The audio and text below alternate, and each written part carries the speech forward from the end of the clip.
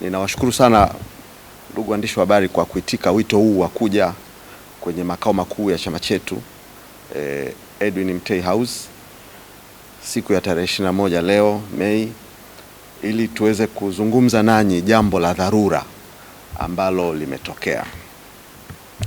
Na jambo lenyewe la dharura ambalo limetokea ni tukio ambalo limetokea jana tarehe 20 saa 4 usiku, majira ya saa 4 usiku katika kitongoji cha Ubafu,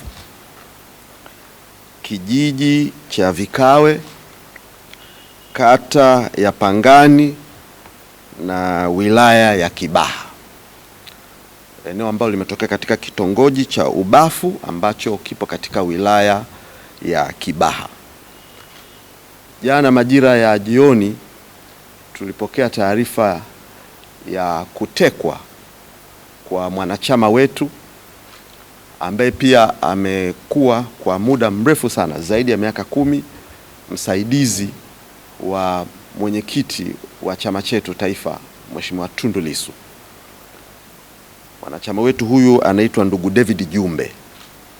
Majira ya saa 4 usiku akiwa pamoja na rafiki yake ndugu Macha wakiwa wanarejea nyumbani, gari ndogo aina ya Probox ikiwa na pikipiki 2 iliwaparamia, na kisha kutoka kwenye gari hilo walishuka watu takribani 6. Baada ya kuwa wamelivamia gari alilokuwepo ndugu Jumbe pamoja na mwenzake Macha, waliweza kumchukua na kuondoka na ndugu Jumbe, wakakimbia naye na kuelekea maeneo ya Mbweni. Jana jambo hili limetokea, limetufedhehesha, limetusikitisha, limetukasirisha.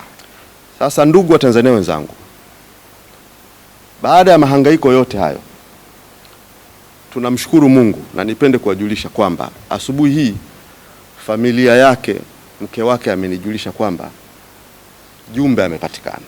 Tunalaani kwa nguvu zote, na bila shaka ndani ya siku chache baada ya taarifa hii tutayajua na yatawekwa wazi yaliyo nyuma ya pazia kwenye tukio hili. Ninawashukuru, Mungu awabariki sana. Asanteni kwa kunisikiliza.